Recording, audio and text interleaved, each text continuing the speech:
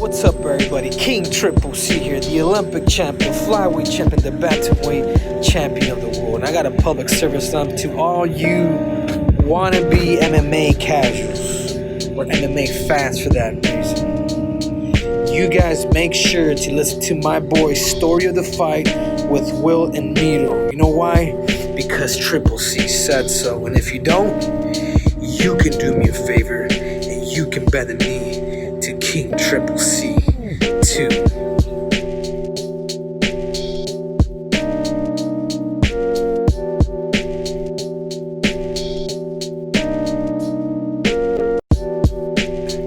We got started a little bit later today. I took the kids to see Santa at the Star in Frisco, where the Cowboys practice. We've done that like the last 4 years, I want to say. How old were these Santas? The Santa, I want to say, was probably in his 70s. Did he have a mask on in his beard? No, that probably wouldn't be very effective. No, the kids were but kids are getting to the age now where like Dallas is. We get out of the car and he goes, "Are we here to see Santa?" And I was like, "You asshole!" Did he actually do the quotes? He did. Nice. You little asshole. But he still asked him for a football and a few other things. So as much as he did the little air quotes, he also asked for shit. He's like, I'm just not gonna risk this. Yeah, like it's a toss up. He's real or not, I'm not sure yet. He's like, I'll play it cool, but I'm still gonna. I don't want to come up empty-handed. Yeah, exactly. Dude, how's your week? Dude, it was good. I was just, honestly just exhausted the whole time. Same. This is exhausting. Same. Dude, a lot of work, a lot of news this week. Yeah, this week was a lot crazy of MMA news, in the MMA world. left and right. Yeah. And I was like, God, don't you guys know I'm tired because of work? You need to slow down. No. Like, a lot of news. But we'll talk about it later, man. Mm-hmm. We'll talk about it later. You know, I did want to mention, hey, big shout out and thank you to everybody. Our viewership's going up, right? Yeah. And it's greatly appreciated. Just the fact that, you know, a few folks want to listen to these two guys talk about MMA. I mean, this is what we love to talk about anyways, right? Whether we're talking on a podcast or not, we're always talking MMA anyway. So well, that's kind of like the way I see it. Is like, honestly, obviously it'd be cool to like get like a ton of views on everything, but it's honestly just cool just to talk about the card with somebody who like actually also like knows their shit, you know? It's just cool to like actually get to like, because it's always like running through my mind for like the next 3 days, and it's like cool to like just express. I gotta let this out. Yeah, gotta get off my chest. Yeah, exactly. Like honestly, I'd be cool sure. doing this even if we weren't like even posting it anywhere. You know what I mean? So everything else is just kind of a bonus. For sure. Now we just gotta get people to start interacting. Yeah. You know what I mean? Dude, I'll have people message me and be like, "Oh, talk about this, talk about that." It's like, no, just comment that. Just put that in the comments and we'll address it. You know what I mean? We'll learn on the YouTubes. Yeah. On the YouTubes, dude. On the YouTubes. And shout out to Mario Barone, who apparently watches this the podcast as well. So that was so funny, thank you, dude. Mario. Yeah, hopefully the TV... Appreciate the viewership. Hopefully the TV's working out well. All right, bro. So, dude, last night's fights started off with Villante, right? Villante and Collier. Yeah. I put it down as the fight of two men who should be fighting in a different weight class, but decided not to drop weight. Yeah. Right? Real Collier quick. used to be a middleweight. Yeah, real quick, let's look at the canceled moment fights. of silence. The moment of silence for the canceled fights. Oh, man. Talia Santos versus Montana Del Rosa. That got canceled like day of, I think, because one of our cornermen tested positive. Marab was supposed to fight Raoni Barcelos. Probably butchered that name. But he was still under medical suspension, apparently, so that got canceled. Really excited to see Marab keep fighting. So that sucks. Evloev, or Evloev, or however you pronounce his name too, it's tough. But we've been talking about him coming up. His fight got canceled because he tested positive for COVID. And then we had, obviously, Darren Till versus Hermansson got canceled because Till got injured. Then Kevin Holland stepped in. That was a banger. And we're so excited about this replacement, too. I know. And then Kevin Holland tested positive, so that fight didn't happen. We also, Marab got rescheduled. He was supposed to fight Cody Stammen. Cody Stammen had to withdraw. I think maybe injury, but I'm not sure why. Undisclosed, but a few cool fights could have happened on this card that didn't. So moment of silence. Now that we're done with that moment of silence. And there it is. Dude, that's... Seriously, this was probably one of the most frustrating cards when it comes to cancellations because there's so many fun fights back and forth on the cards. And like Darren Till versus Hermansson, I was so pumped for that fight. And when it got canceled, I was pretty bummed out. But then our boy again, Kevin Holland, shows up to save the day, and I was like, yes. Yeah. Awesome replacement. And being a Kevin Holland fan, it's nice to see him get a crack at somebody in the top, not just top 10, but top 5. Yeah. To see what he really has. And then that pesky COVID, yet again, comes creeping around the corner. And now we had to change that up. So, but yeah, we'll talk about that main fight a little bit later. Yeah. And like I was saying, we could start off with Mr. Villante versus Collier. Yeah. Man, yeah. I saw a post of pictures of both of them weighing in at light heavyweight, and then pictures from this weigh-in, and it's like, what's going on? You know, it's a bummer because I'm a huge John Villante fan. Me too. You know, he comes from isn't he Ray Longo? Matt, right? Him and Chris Weidman are like super tight. Yeah, so I've always enjoyed watching him fight. Seems like a good dude, funny dude. Some people just don't like the weight cut. I know, you know? But it's not even just the weight cut. Some people like that sherbet ice cream. Yeah, it's not even just that. It's literally just like, man, it bums me out because he just visually just looks out of shape, and he has so much potential, man. He always finds the range for that right hand, and he's like, I don't know. I could see him doing so well. I don't know what the work ethic is like or what's going on there, but the discipline. Yeah, I'm honestly worried that both these guys might be getting cut pretty soon. Maybe. I mean, Collier looked pretty sharp, man. You know, he didn't look in some too of bad. these exchanges, Villante was coming with the right, and I don't know whether it was Villante being a little bit slower than usual, but Collier was able to pick it up really early and duck under it and come over with the left hook. He countered that so many times. His left hook was landing every single time, and then once he established that, he was like landing combos off of it, and Villante was just there for it. So yeah, I mean, he looked good, but I don't know, with the UFC talking about big roster cuts coming soon, I just really don't see. I mean, if we're going to try to keep it elite, or what, I don't know what the game plan is there. I just don't see both these guys really getting much further in the heavyweight division. You know what I mean? Yeah. Like, can you see either of these guys beating somebody like, even just like Junior Dos Santos? No. Yeah, it's tough. And again, I just don't think they're in the right weight division either. This was an awesome fight for both of them. Yeah. Just because they're both 6'3", they both are in a similar situation where they just don't like to weight cut, and you know, so it was a good match. Yeah, an good evenly matchup. matched fight. Yeah, good matchup. So great job, matchmakers. But man, it was a pretty fun fight though. It was very entertaining. Each other. But the thing I noticed with Villante is that he had an opportunity. Like every time he feinted with the left, Collier would try to slip, and he'd crack him with a straight right. Yeah. But he only did that like 2 or 3 times, and every time he did it, though, it was the exact same thing. And there's that right hand, Feint with the left, Collier slips, and he hits him with the straight right. And I just don't understand why he didn't do that more often. And that's all he does in all his fights. That's what he does. That's straight right. You know? It sucks. Well, it makes it a little easy for Collier. Yeah, and I noticed too, like in the, you know, when they're like announcing like this upcoming fight, right? They're like, John Villante is this, they were like showing his highlights during all that. Is that the John Anik voice? That was actually my Goldberg. Okay. Throwback. But yeah. he a lot of his highlights are spots where he like hurts people, but none of them are actually finishes.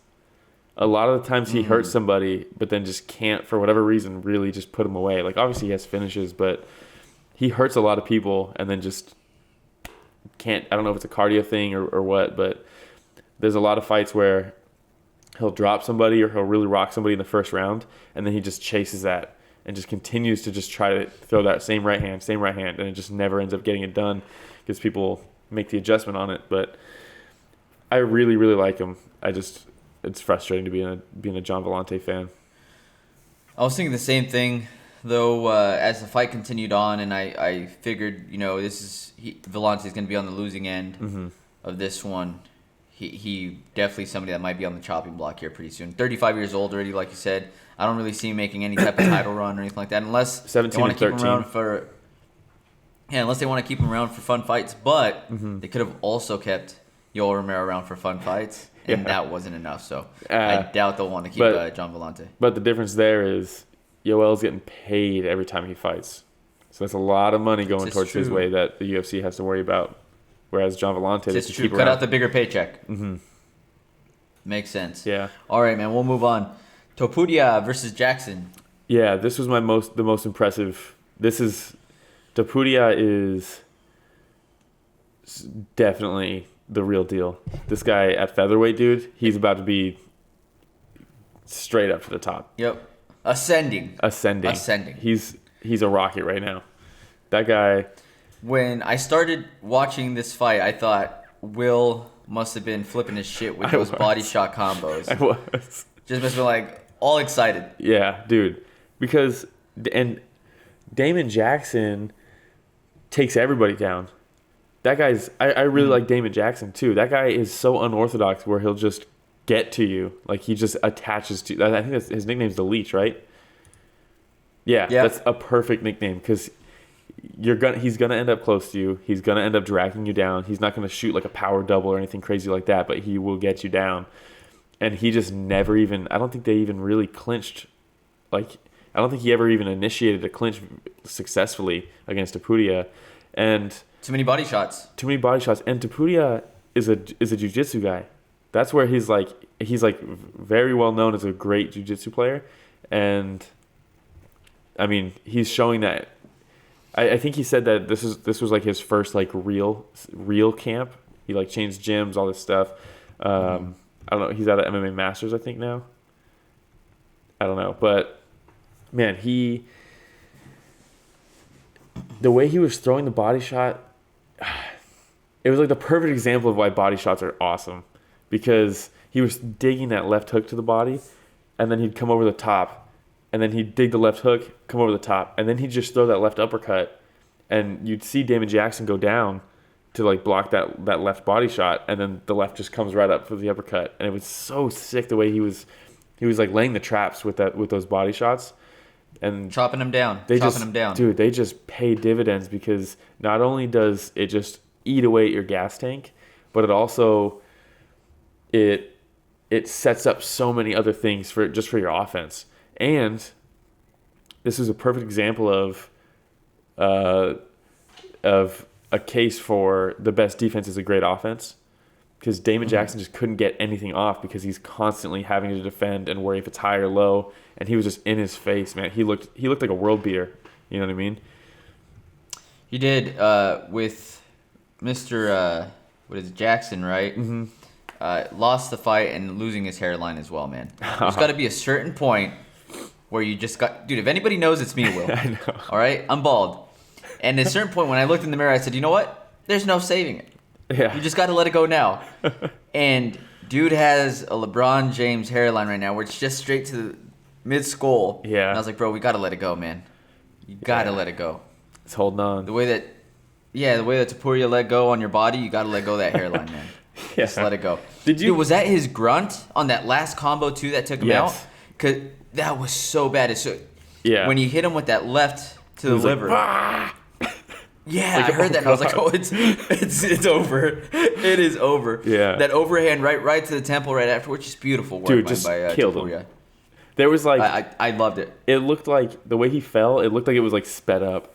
That's how hard he fell from that shot. It was so gnarly. It was just he was up, it connected, he was on the ground. There was no in between. Yep. Just straight to the ground. Then he hit him with one last left for good measure, as John Anik likes to say. For good measure. Yeah. Did you catch his post-fight interview? I did not. Please share. It was, I don't know, it was kind of weird. The UFC's having weird production errors. I don't know what's going on. I don't know if it's just because maybe they're short-staffed and they're trying to keep their staff at a minimum or something, but Topuria was interviewing, or John Anik was interviewing him, which I love John Anik, but Felder's there. Let Felder interview people. I want to see that. Oh, for sure. But they had a good back and forth. Clearly, English isn't his first language, but he actually did a pretty good job of like expressing himself. And he talked about how he wanted to throw. He's been really working on body shots. They've been watching a lot of like Canelo footage and like trying to like rip to the body like Canelo does. Which, what a great example! But at the end of the interview, he was like, "I'm waiting for my translator. Where's my translator?" Like, and then Anik was like, "Oh, do you have something you want to say?" And he was like, "Yeah." And then Anik was like, "Okay, well, yeah, we'll get the impersonator, or the whatever, and interpreter and impersonator, and somebody comes up and starts acting like Topuria. Yeah, he's throwing body shots." And so they say that, he's like, we'll get you one. And then they kind of wait for like 2 seconds. And Topuria's kind of like looking around. And then Anik's like, all right. And then great job with the win. And they just like moved on. And then the cameras like stayed on Topuria for a bit. And he was just like looking around like, and they're like taking the headphones off him. And he's like, wait, what? Like, it was just so That's weird. Fucked up. They just moved right along. It's like, you only have 8 fights. Okay. We can take our time here. Give him his moment. Like, at least once you address, oh, do you have something you want to say? And he's like, yeah. You got to stick with it. You can't just cut him off there. Yeah. It's so weird. Or just see how much you'd be able to get across. Even if it's not 100%, just let the guy have his moment. Yeah. But, they didn't. That wouldn't have happened if Felder was there. That's all I have to say. I know. If he was interviewing, yeah. All right, so next fight was Smolka versus... Also, real quick. What's up? Topuria's 23 years old. Oh, super young. That guy's going to go far, dude. He's going to go far. You know what I was doing at 23? Not that. Not what this guy's doing. Yeah. You know what I mean? This guy at 23 years old. Yeah. I'm a year older than him, and here I am talking about him. All right, so Smolka versus Quiñonez. Yeah, I love Smolka. Smolka, even before he was in the UFC, was on the MMA subreddit. Dude, the MMA subreddit's huge now. But way back in the day, he was on there talking to people. I remember him posting, "Oh, I got a fight," on like local regional stuff, and like he's always been super cool and just like active with the fan base. And then he had some ups and downs. Obviously, he was in the flyweight division, right? So there was like weird issues with the flyweight division. He was cut. He came back. He's had issues with, I think, like alcoholism and stuff like that, and getting in the way of training and all this stuff. But the dude has 0 boring fights. Every time he fights, he's like, I think like 15 out of his 15 out of his 17 wins are finishes. And when he loses, it's always like a scrap. And I had him losing the first round. Me too. I want to give props to Quiñonez, man, because Quiñonez came out firing. Dude, he's really fast. aggressive, a lot of movement. He's fucking really fast. And he was throwing that leg kick that was like, man, that first nasty. round was so intense. And I think part of it, too, was just Quiñonez corner yelling in Spanish nonstop. And I was like, oh, my God, this is so intense. Was that the fight? Did you watch it with volume or no? Yeah. There was one of the fights, it might have been this one, where they were like, man, this sounds like there's a crowd for this fight. Like... Because the corners were just like... that was his fight. Yeah. Was his fight. But Quiñonez looked really good that first round. Yeah. Really good. You could see the tide starting to turn at like in the last minute of that round, because Smolka found a home for that right hand, and he was countering a lot with it. And you could tell, while Quiñonez was landing the more shots, you could tell that like the one shots that Smolka was landing were like having an effect on him, when they went to the corner... Dude, Smolka's corner was great, too. The way they were talking to him and the way he was talking back with them. And just, it was like a conversation. I love when the corners are a conversation and not just like the coach is just talking. They're like, or just like sitting there, like, just like don't know where they are. But yeah, they were having a conversation back and forth. And they're like, he's fading. Did you feel that? And he's like, yeah, I felt it. He's like, I felt it. And they were like, just everything. And I was like, man, if they come out aggressive in the second round, like I think he could definitely pull this off. And man, he did. It was another one of those spots. He came out with a few body shots himself too in that second round. Making a few adjustments, and probably because they saw that he was fading. Yeah, right. So just thought they'd give him a little push. And with Quiñonez, there was 3 or 4 times where he got this close to landing that knee. Yeah. Every time that Smolka was coming in and leaning into him. So close, where just like an inch to the right or an inch to the left, and it might have been a short night for Smolka. Yeah, that was another thing Really they brought close. up. That was another thing they brought up in the corner where they were like, he's trying to bait you into that knee. Do you see it? And he's like, yeah, I see it. And it's just like, damn, dude, so like cerebral in that. Because that was dude, that first round was a dogfight, dude. The fact that he's like so aware during all that and can like just like message back with his corner was super cool, man. I'm a huge Smolka fan, but I was stoked to see him get a win there. But yeah, Quiñonez looked good. It was a good fight. It was a good fight. Anything else on that one before we move on? No, that's pretty much it.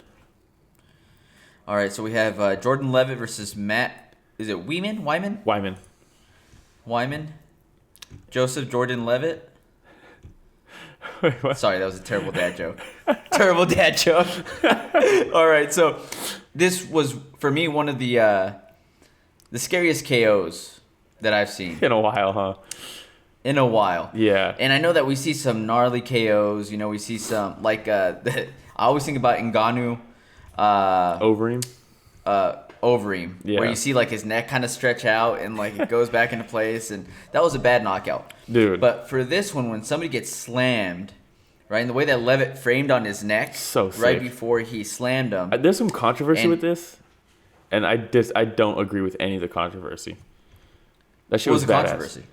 Oh, like I saw people online saying that like that should be illegal because he like calling it that, saying that he targeted like his head with a slam, and it's like the fuck. The only rules against slams are spiking. You can't spike somebody on their head, and he didn't do that at all. People target other people's heads with power punches, shins to the head. Yeah, you know, like spinning wheel kicks. The thing is, at what point do we stop? Yeah.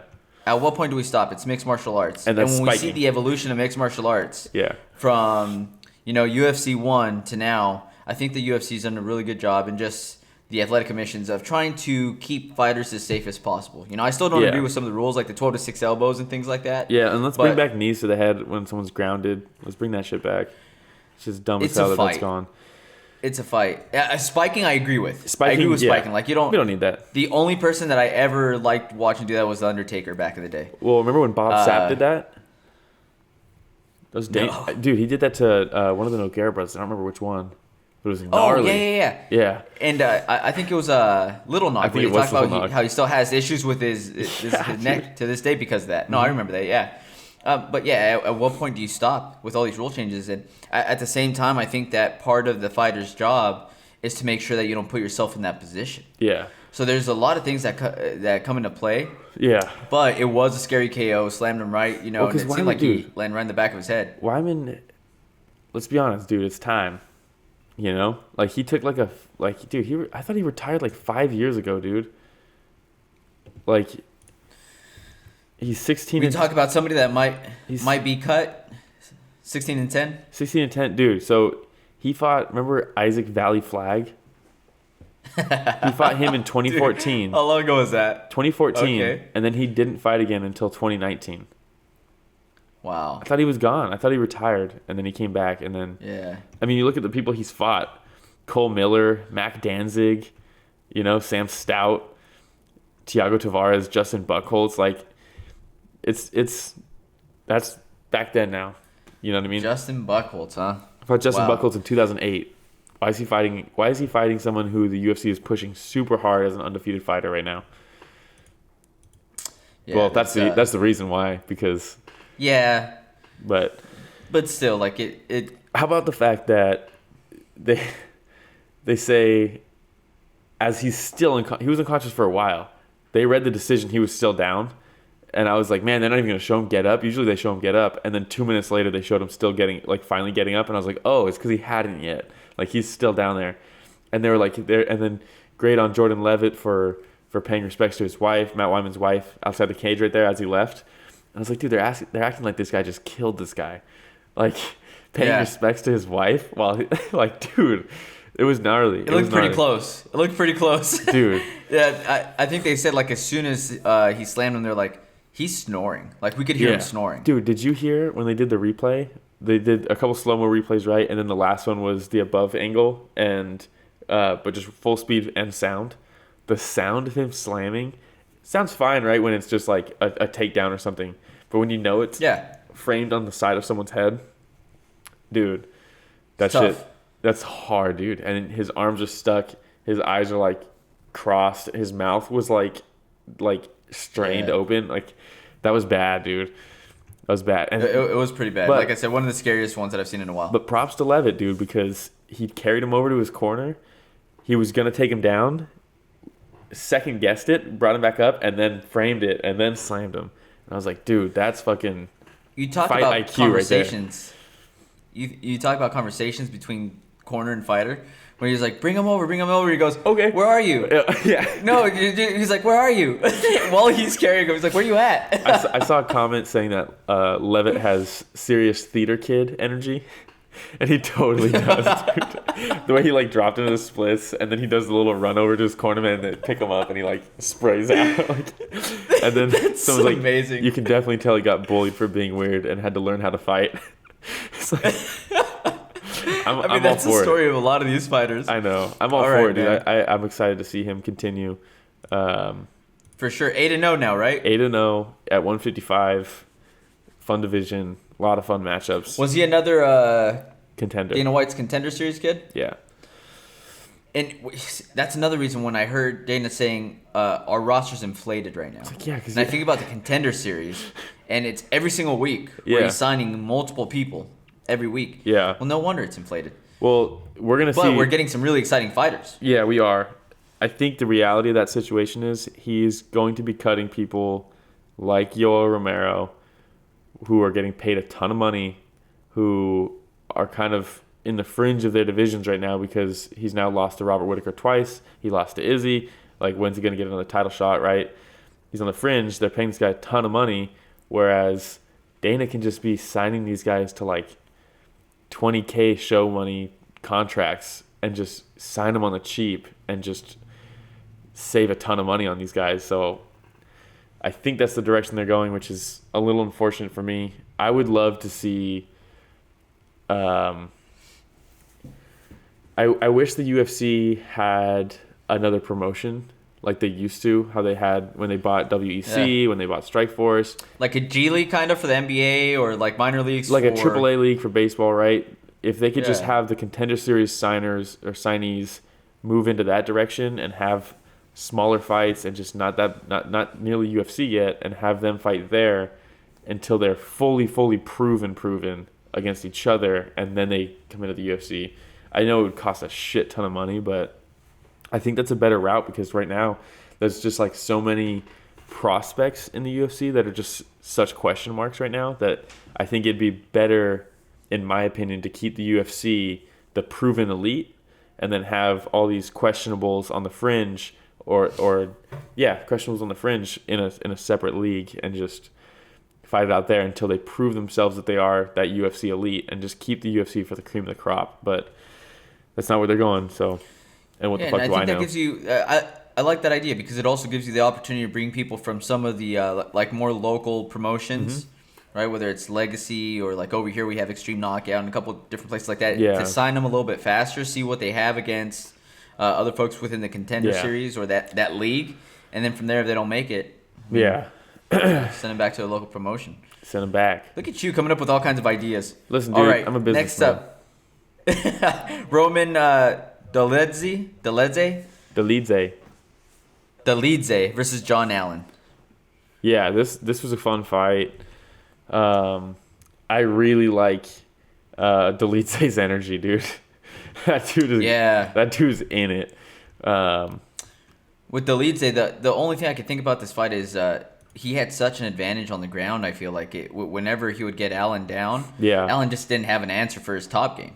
He didn't. And he was like, the way when he dropped for the leg lock the first time, I was like, that's fucking sick. This guy wants to finish. And then in his corner, after that round, they're like, all right, next time we just want top control. Don't go for the leg lock. Yeah. And then he goes for it, obviously. But he showed real understanding of the sport by when he did finally go for that leg lock. Because when you go for a leg lock, you're going to give up top position more often than not, at least.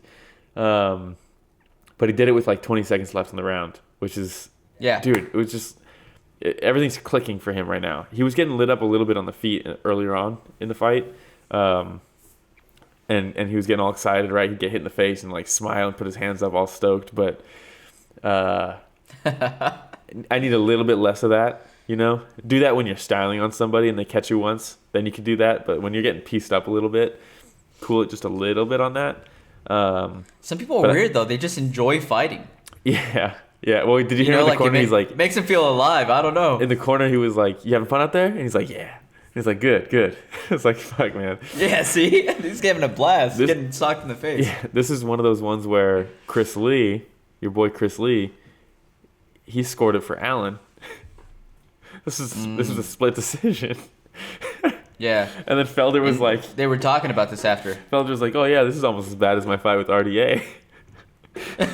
Which, guess what? Felder. Chris Lee was the judge who scored it for Felder. So what the fuck are we doing here? Oh, wow. Let's just get that guy out of here. And Dom Cruz, as much as I don't like Dom Cruz, he pointed out the fact, he's like, it's good that now we can call out these judges. You know, you see our faces on there, you see the ref's face on there, why don't you see the judge's face and information on there? Yeah. He's like, and in this case, the judge that scored it the wrong way was Chris Lee. And John Ack was like, okay, let's let's move on. Yeah. Oh man. But yeah, that's we've talked about the judging plenty of times, and I don't know how long it's going to take to go ahead and clean that up. I don't know how many moving parts there are, but there's got to be something, because the UFC, when you think about the Nevada State Athletic Commission and how much pull the UFC must have, you think they would say, hey, we need to get this shit cleaned up like now. Well, why hasn't... So, okay, Mazzagatti hasn't reffed in a long time, right? Nope. Yamasaki hasn't reffed in... Well, Mazzagatti's gone for... I haven't seen him since the Jake Shields fight against... what the hell is his name? Why can't I think of his name? The guy that takes legs, just takes people's knees. Husmar Palhares. I haven't seen Mazzagatti, and that wasn't even in the UFC, but he's been gone forever.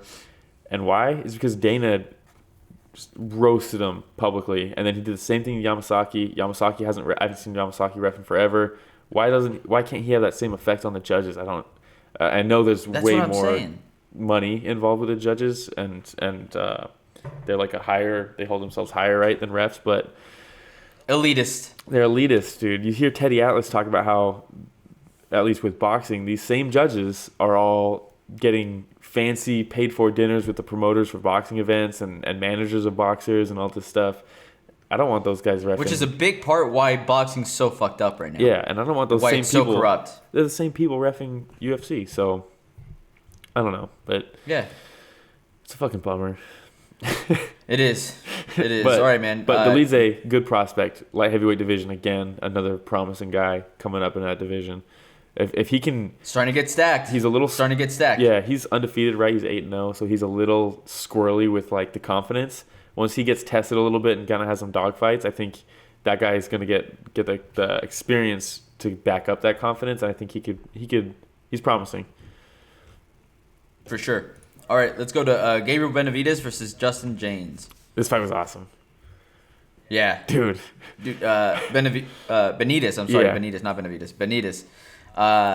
Those body kicks. Yeah. So quick with those body kicks, man. Mm-hmm. I just, again, you must have been so excited this entire night. Dude, he was setting it up, and then anytime Jaynes could get in close, he would just throw that knee that he ended up finishing it with. I wish that all the replays they showed were in slow motion, but full speed. When he hit him with that, he like exploded off of him. Like it was so gnarly, dude. It pushed him like 3 feet away just with the knee, and then he just dropped. The timing when on I first was saw so it, good. I thought that he need him on the head when I first saw it, because the angle that the camera was at, and it happened so fast, and he went down. I was like, oh shit, he must have gotten him like right on the forehead. Yeah. And then I don't remember whether it was Dom Cruz or somebody else, like, oh, he's going to be out for a while with that one. He's going to be out for a while. And then they showed the slow motion replay, different angles. Like, oh shit, he got him right on the chest. Yeah. Like right on the chest. Dude. That must have been so hard. It must have been for him so to just painful. go down like that. Yeah. Yeah. Especially round and one. They're like, oh, it doesn't look as bad as I thought it was, but. And then the analyst or analysis from Dom Cruz was like, yeah, you know, when you're having a hard time, you just take their wind out, man. Yeah. I'm like, oh, thanks, Tom Cruise. Take their air out. Yeah. It's like, oh, yeah. Appreciate it. If it's that easy, why isn't everybody doing it? Yeah, exactly. And how many body shot KOs does he have?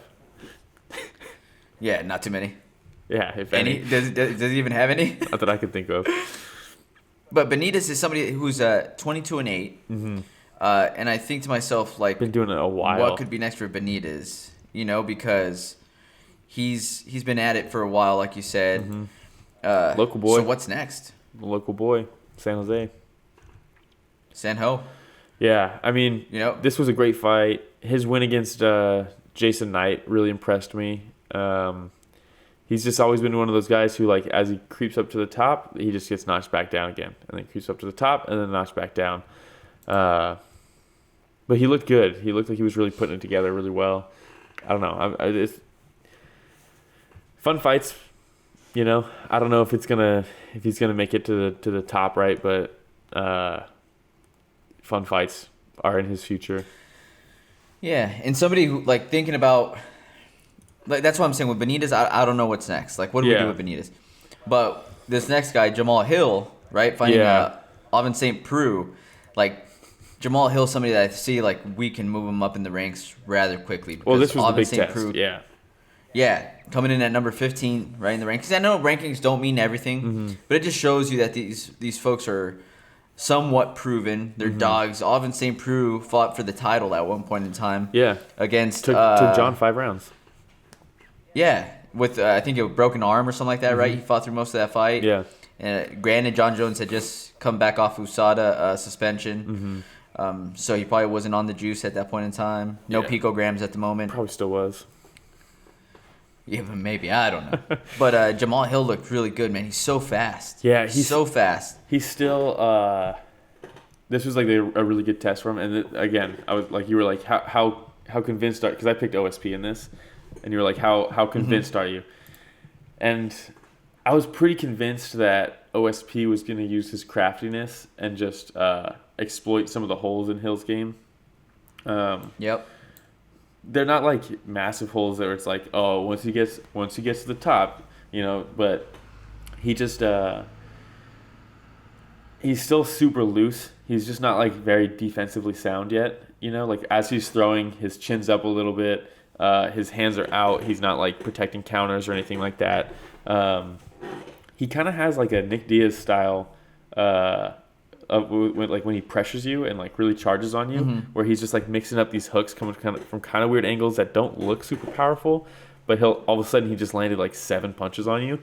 Volume. Yeah, just pure volume, man. And his knees are very impressive. That's what he got that last knockout with the knee, with the tie clinch. He just brought him right down into it. And I was like, man, if he gets in tight with OSP, that's definitely something that OSP needs to be careful of. And right before the finish, he was landing that knee pretty well. But the first round was pretty close. Second round at the beginning, it looked like my prediction was kind of coming correct. With OSP was landing kind of some pot shots. He was landing that check hook really, really well.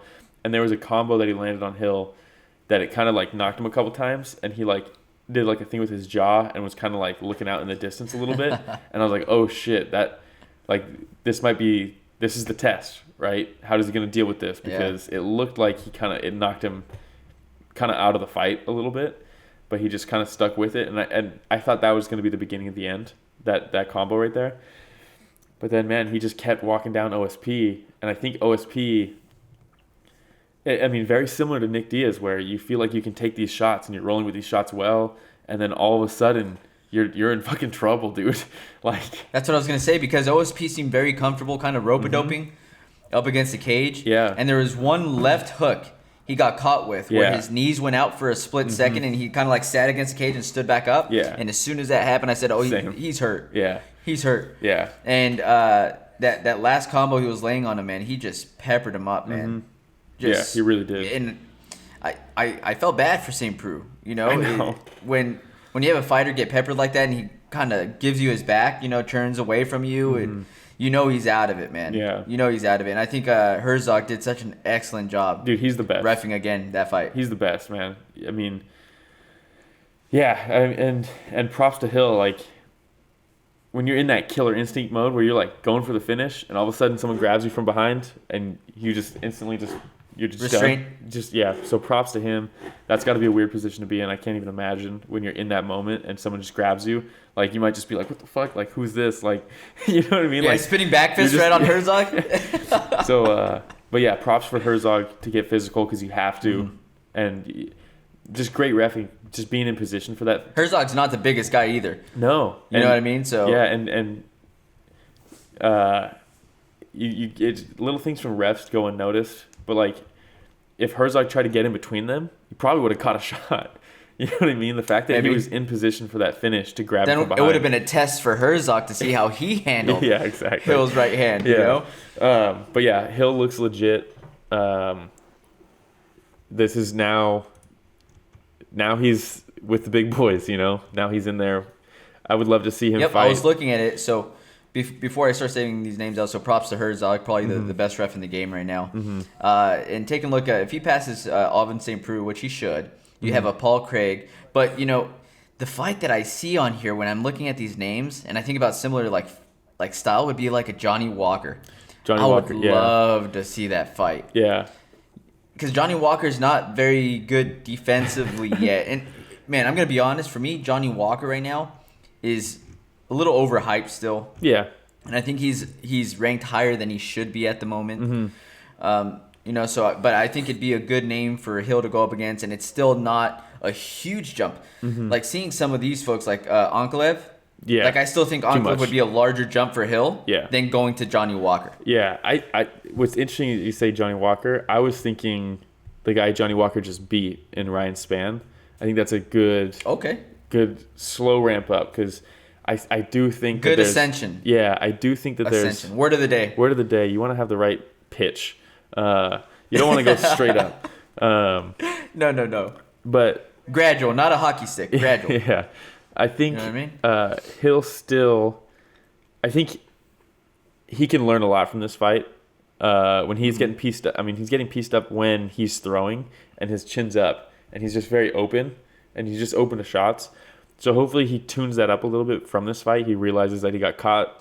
I don't know who he's training with, like who his team is, but I should probably find that out. But I don't know. I think he can really grow from this one if he really has a good team around him and they really look back at this and don't just say, "You got through him. You're in the top 15 now. Let's move on to the next one." You know, there was things to learn from this fight, and I think someone like Johnny Walker isn't the most like technical striker, right? But he's so wild that he might just catch you in one of those openings. True. That being said, though, I'm gonna go Johnny Walker actually. Now that I said that, because if Johnny Walker, that'd be fun, right? Yeah, because Hill's undefeated right now. If he loses, it's not a big deal. And it might take a fight against someone like Johnny Walker, who's just a wild man, to realize, hey, I shouldn't be getting caught with these wild exchanges. I got some holes in my defense. Yeah, so maybe that is the fight for just kind of for his future. Yeah, I'm gonna go with that I'm too. looking at an affiliation right here, and I don't see any affiliation. He might be rogue, dude. He just goes from like, you know, different gym to gym, and I see his nickname, Sweet Dreams. Where do we start with these nicknames? I don't know. Like that's, you know, I'm gonna research this because Sweet Dreams, Italian Dream, you know, fucking what's his name? Named himself the Prince of War. Yeah, Hardy, you know, and it's just like, at what point? When is enough with these nicknames? Yeah. Until Billy the Kid Quarantino comes out. See, but that's a good one, though. I know. And it rolls. You know, Billy the Kid Quarantino? Yeah. Jamahal Sweet Dreams Hill. I know. What? I know. He did have a cool message after the fight, though. Did you catch that? About the drunk driving and stuff? The drinking and driving. Do that. Yeah. And I told him in the right division because we were watching. I said, that's a really good message. Yeah. Really good message. He's in the right division. Why do you say that? Come on. It's John Jones. John Jones. The king of that division forever, you know, is the notorious drunk driver. Can the announcers just get off John Jones' nuts, please? Like when he tweeted and he put the little eyeballs there and they're like, "Oh man, John Jones just acknowledging Jamahal Hill. If there's anybody you want acknowledging you, if there's anybody you want acknowledging you, it's John Jones." Yeah. And then during the interview, they're like, "Hey, John Jones acknowledged you. What do you think about that?" It's like, I don't give a fuck. And he's like, fuck John Jones. He drinks and drives. Yeah, tell him to stop drinking and driving. All right. So next one, man. They mentioned John Jones. You see the thumbs up tattoos just turned down.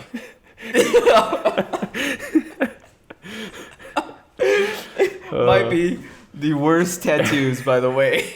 And they're right there the entire time. Yeah. Whatever, dude. They're tough. Marvin Vettori versus Hermansson. Yeah, back-to-back fight predictions just completely wrong. For me, too. And you know what? Like, I'm thinking about this, and for me, the story of the fight, for me, is not necessarily just this fight alone. But for me, it's the St. Preux fight and the Hermansson fight. Because I think I lean on experience too much, right? I think about the experience from Hermansson, you know, and I think about the experience from St. Preux, and I see a Jamahal Hill going up against someone who's an up-and-comer. Yeah. Dana White's Contender Series as well. Vettori's been doing this for a minute too, but I got to stop just saying this person is so experienced that they should have this in the bag, right? Just based off of experience alone. Yeah. Because the thing I have to remember is people like Jamahal Hill, who have been doing this for, you know, since they were younger, have grown up doing it, practicing mixed martial arts. Yeah. You know, they're not necessarily just a jiu-jitsu practitioner that just started, you know, boxing, or they've been doing the entire, you know, scope of mixed martial arts since they were little. So I got to give them more credit, man. So for me, the story of the fight is me leaning away from just the experience side and giving some of these younger kids credit that are coming in. Yeah, for me, this fight, I gave it to Jack, but I didn't do it based off experience. I did it purely off styles. I thought Vettori, with his pressure style of just walking you down and keeping you on your back foot, I thought that's a perfect style for Jack to just style on, because Jack throws really weird shots. Like, his striking's not like the best, you know, like it's not super technical. He doesn't have like a great straight shot. He doesn't have like, there's wasted energy on his shots, but they come from weird angles and they're short.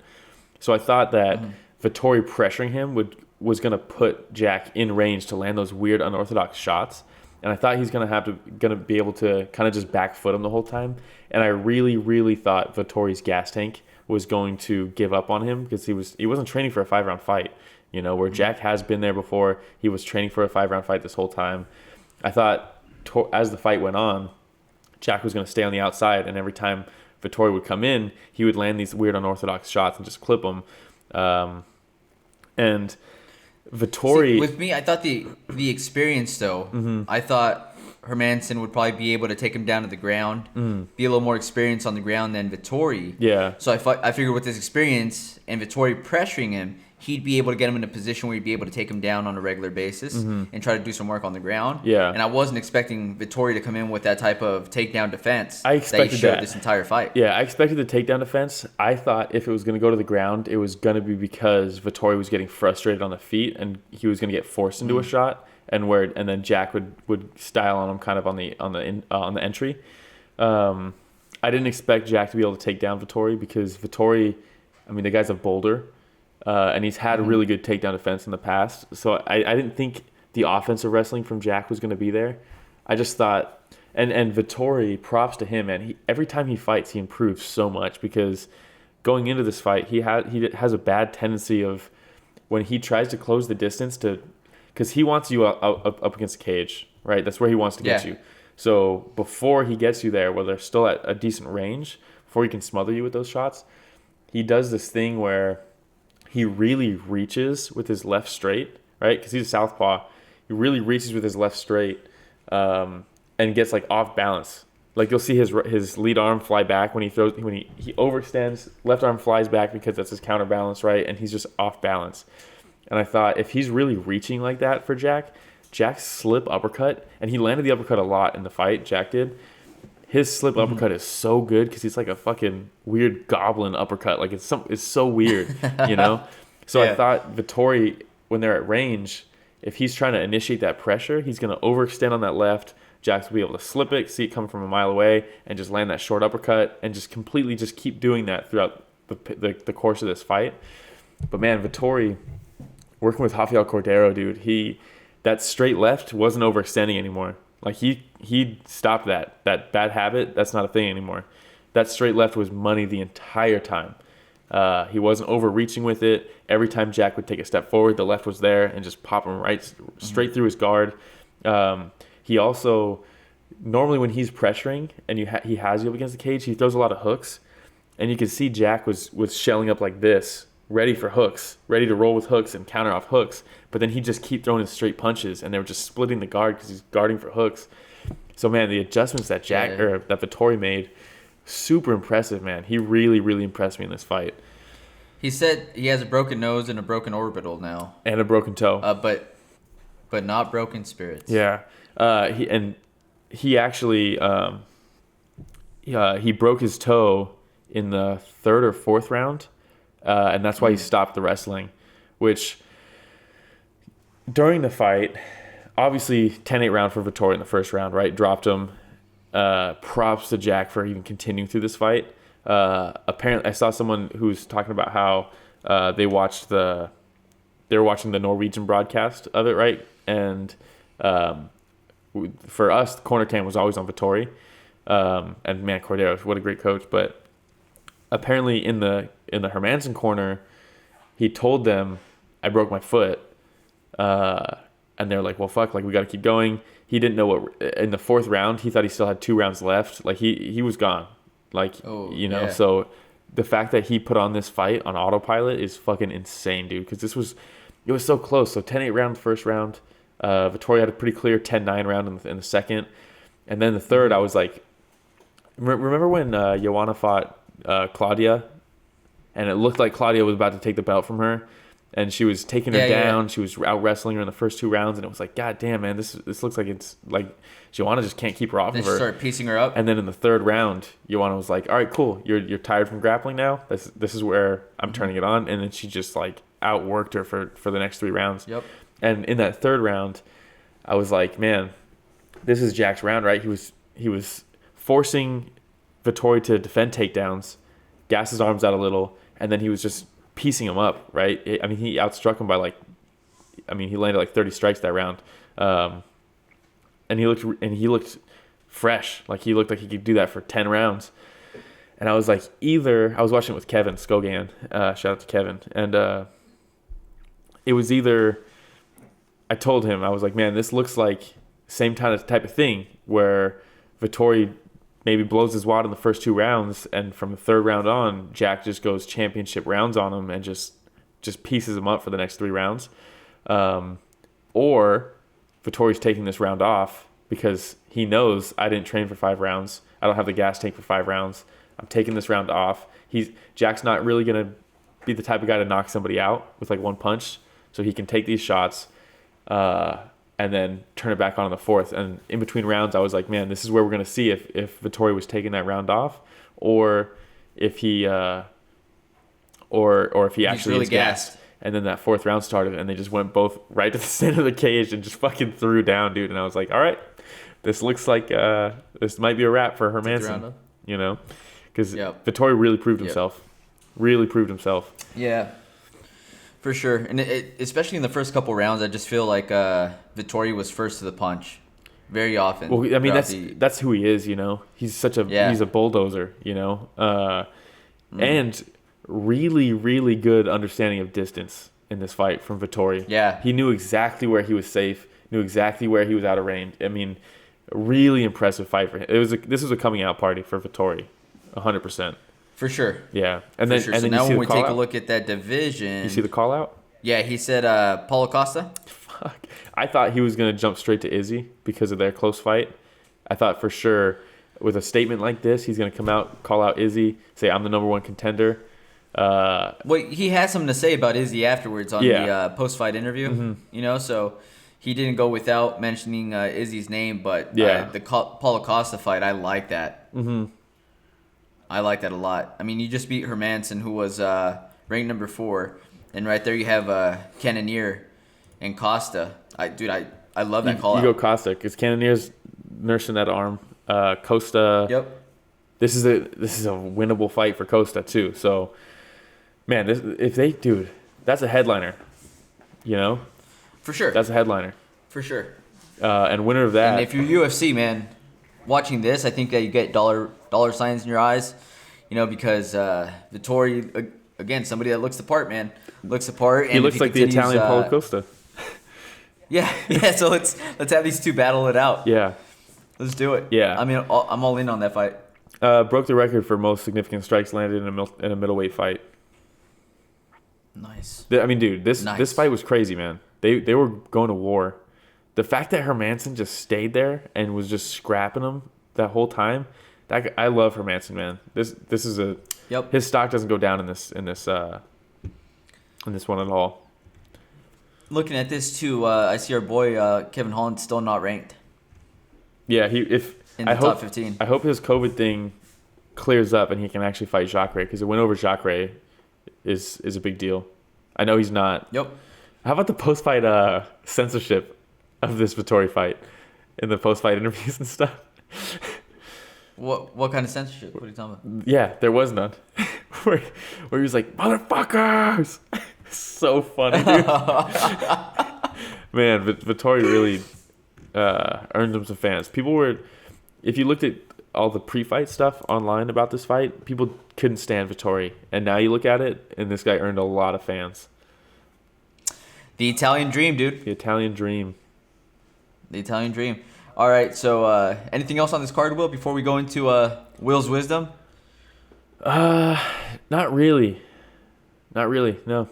It was just a great card. 8 fights, not one boring one. This is the first card where we talked about every single fight on a card.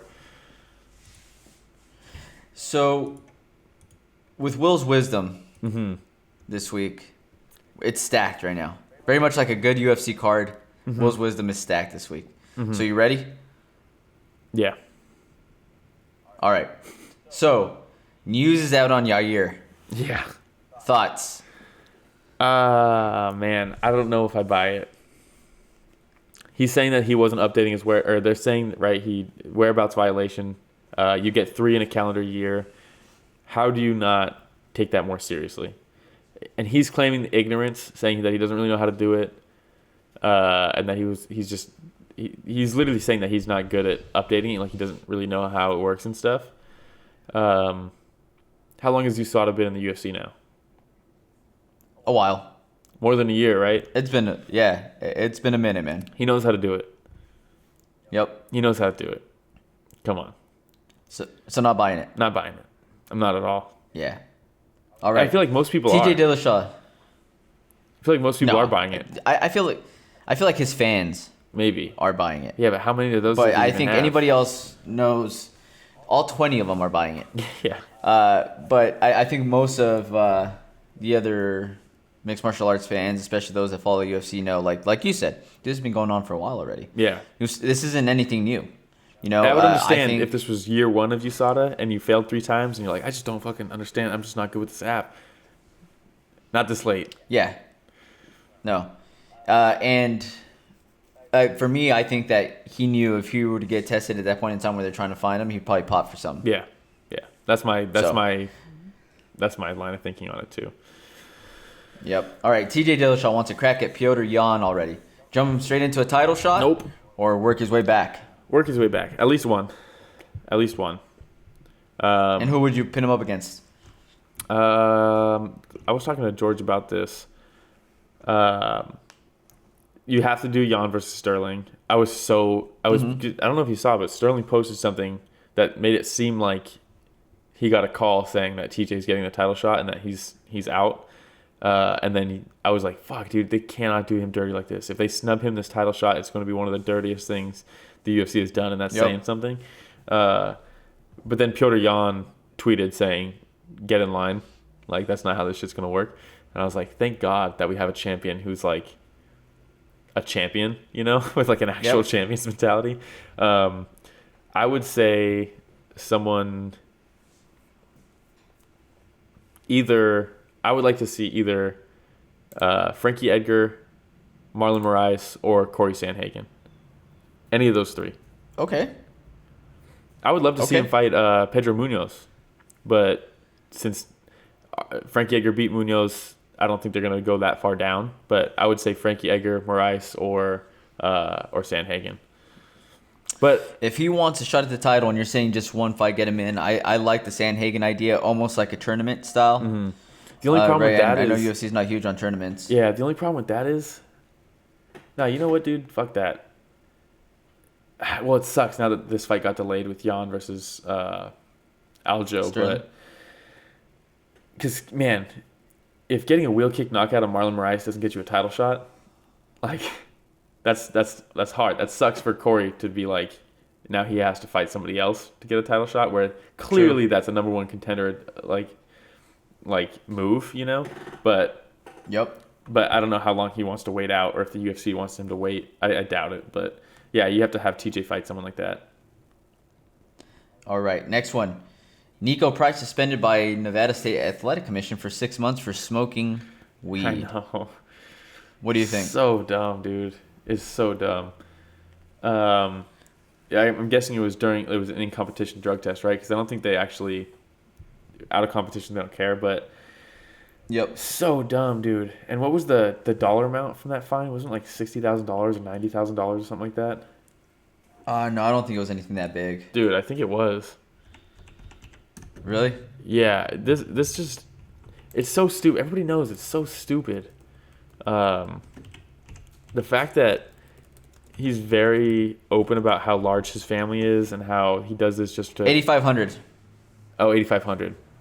Yeah. That's not bad. Suspended 6 months and fined a sum of 8,500 after testing positive for marijuana. For some reason, I thought it was like 85 grand or something like that. I was like, God damn, dude. That's not... That would have sucked. Yeah, that's not nearly as bad. I mean, either way, it sucks. Either way, it's stupid. But... sidelining for 6 months. When was that fight? When is he actually able to fight again? Oh, who knows? But yeah, I mean, it's fucking stupid. It's the dumbest shit ever. So, yeah, and you mentioned the fact before, right? He has how many kids? I think like 5 or 6. Like 50 kids. He's got like 20 kids, and then it's Christmas, you know. Yeah, just I think we take a look at some major sports like NBA, for example, just suspended testing for marijuana. Mm-hmm. And here we are in the UFC, which I think is a sport that is one of the more painful sports to be a part of. Yeah. And instead, we're giving the fighters the ability to use, these pills. Yeah. To suppress the pain instead of marijuana. So. Yeah. Yeah, I'm right there with you, man. I don't know about this. It looks like he can fight probably in like March or something, close to March. The Cowboy fight was in September. Next one here. Neil Magny is offering up his services for the Hamzat fight. Yeah. Since that fight is now off. Do you like this fight? I do. I think this is the better direction for the division, to have him fight someone like Neil Magny first. I thought it was crazy that he was jumping up to Leon Edwards. Sucks for Chimaev, but Magny versus Chimaev is either Magny or Chiesa. Those are the fights that I want to see for Chimaev right now. Ooh. Yeah. I don't know. I feel like a knockout over Mearshart doesn't get you to number 3 in the division, True. Well played by Leon Edwards, where he was like, wait, I don't want to fight. Chimaev Does nothing for me. Dude, you're no longer ranked. Yeah. You know what? I'll fight Chimaev. Hey, you're ranked again. Dude, I'm out. Yeah. Still ranked. Well played. Dude, well played, my hopefully friend. everything's cool with him, because I think he's lost like 15 pounds now from COVID. Like he's having like actual bad, like he's actually one of the bad cases. Yeah. So yeah, hopefully he's fine. And that just shows you, man. I hope he's all right. He's one of those outliers where like clearly Leon Edwards is like got to be in a top percentage of like fittest dudes on the planet. And then then he's sidelined hard by it. So hopefully he's fine. All right. Brendan Schaub recently had a prediction of Hermansson winning by decision in the second round. Yeah. He had Hermansson second round by decision. Worst prediction. Our two predictions of Ovince Preux and Hermansson, or Brendan Schaub's decision win second round? Yeah, that's got to be the worst. I mean, that guy, man, he's just... It's a problem when you have like 3 podcasts that you're doing and you just are constantly talking. I feel like you're bound to just say dumb shit constantly over time, so the guy needs a break. Take a chill. George St. Pierre recently seems to have bleached his hair. I don't know, man. Shaved head GSP or stylish hair GSP? I would like. I'm actually gonna pick in between. What he had recently, just like regular, like the regular hair. I thought it looked pretty good on him. Yeah. I thought he was pulling up. There we go. You know what? I like that answer. Yeah. What he has right now, though. It wasn't an option. It wasn't an option, but you slipped it in, and it's good, dude. You're Listen, good. bro, I'm complex.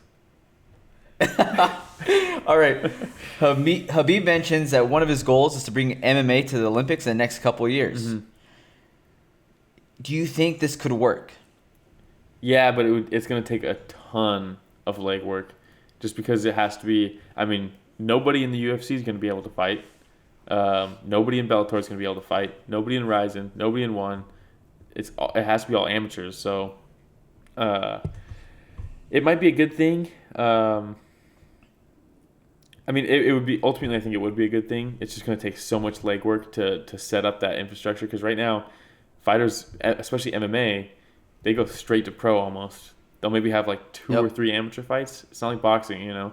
They'll have like 2 or 3 amateur fights and then they go pro. So that, I mean, it would force a pretty significant change in the trajectory of like younger fighters. Ultimately, I think it might even be better though. The problem though is that injuries are just so common with MMA. So it's like if you're wasting your time trying to make it to the Olympics and staying amateur, you're just potentially risking your whole career doing stuff like that.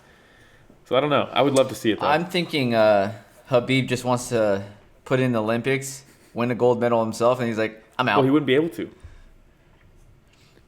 Why not? Once you become pro, you're no longer eligible to be an amateur. He wouldn't be able to. Shit, you're right. Yeah. You're right. So. You're right. Sorry, Habib. Sorry. Better luck next time. But Dagestan would probably be bringing home a few medals. Yeah. You know what I mean? They definitely would. Yeah. So Darren Till teasing light heavyweight division, teasing heavyweight division. Say something else. No. Because he just called out Yoel after Yoel got released. Oh my god. Dude, we mentioned it before. He's got to be the funniest fucking dude. Yeah, he's got to be. In the UFC right now. Yeah. But what do you think Darren Till moving up in weight divisions again?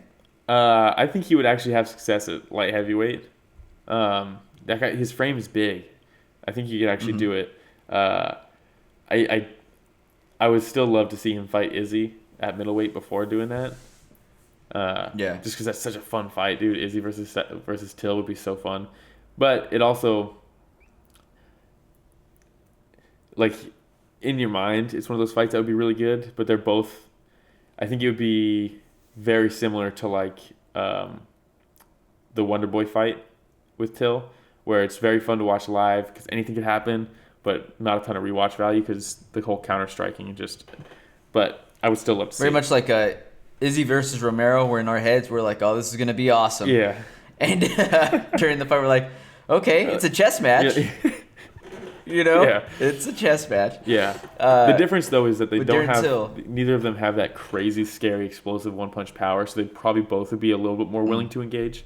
But it would still probably end up being a very slow, methodical fight. But I would still love to see it. Till, hard for me to believe he was making 170. I know, dude.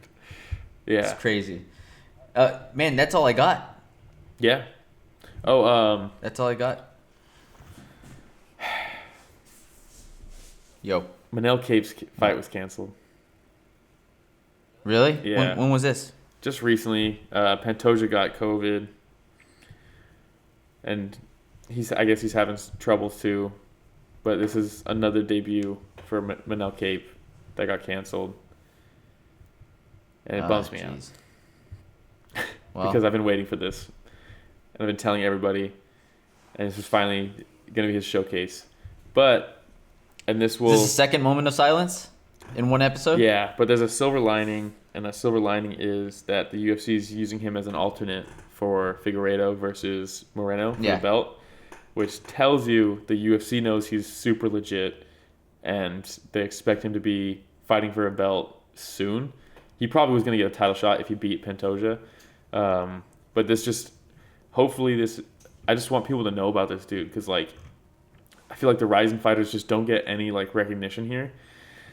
So I am kind of stoked that just the UFC saying that, it just puts him on the map immediately for everybody, you know? And yeah, hopefully Pantoja's going to be fine, but I'm just bummed that Manel. That reminds me. We have Dom Cruz making his comeback. Yeah. Dominic Cruz versus Casey Kenny. Yeah. March 6th. I saw that. Yeah. Let's get him out of the booth. Well, into the cage. Please get him out of the booth. Yeah. Can't stand listening to that guy. Something to look forward to. Let's see. On Thursday, the 10th, this week, Cage Warriors 117 is happening on Fight Pass. And you got Luke Shanks versus Jake Hadley. Watch that shit. That's the main event. Most likely, whoever wins this fight goes straight to the UFC after this. Okay. Also, flyweight main event. Luke Shanks, probably the favorite in this fight. But that dude immediately is going to be in the top 5 mix at flyweight as well. So we have Figueiredo, we have Manel Cape, we have Brandon Moreno, we have Luke Shanks probably about to be in there. And even if he loses to Jake Hadley, they're both still young, right? 7-1 for Shanks, 6-0 for Hadley. Hadley's also a really good prospect for that division. Both of those guys are going to be in the mix for the UFC flyweight division. But this is one of those fights that you're getting to see it early in their careers, where like this could be a potential title fight in the UFC in the next 2 years. Later on down the road, yeah. This is going to be a sick fight. I like that. Super sick fight. Thursday on Fight Pass. That. And then if you have Fight Pass. If you have Fight Pass. You can probably find a way. Find it somehow, yeah. UFC 256 coming up too, man. Mm-hmm. Yeah. That's on December 12th. Mm-hmm. Davison Figueiredo, Brandon Moreno. Quick turnaround for both of them. Mm-hmm. Ferguson versus Charles Oliveira. Renato Moicano. Always fun watching him versus Fiziev. Mm-hmm. Jacare versus Kevin Holland. Jacare. Cyril Gain. JDS. I know. It's crazy. Dude, that card is so good, dude. It's so good. I'm looking forward to this one. Yeah. I'm looking forward to this one. Mackenzie and that's Dern just the coming back. The main card. Yeah, Mackenzie Dern. Cub Swanson. Cub Swanson versus Pineda. Andrea Lee versus Robertson. But is that actually going to happen? I thought Robertson just got scheduled for something else. I don't know. Tisha Torres versus Angela Hill. Billy the Kid Quarantillo versus Billy the Kid. Gavin Tucker. Carl Robertson. Come on. Dwight Grant versus Jingling Lee. That's a great fight. Chase Hooper's back. Man. Wow. Stacked. Talk about stacked. All right, man. What a card. What a card. So that's all I got for today. Will, do you have anything else? Nope. That's it. Next another episode. Thanks everybody for listening to Story of the Fight.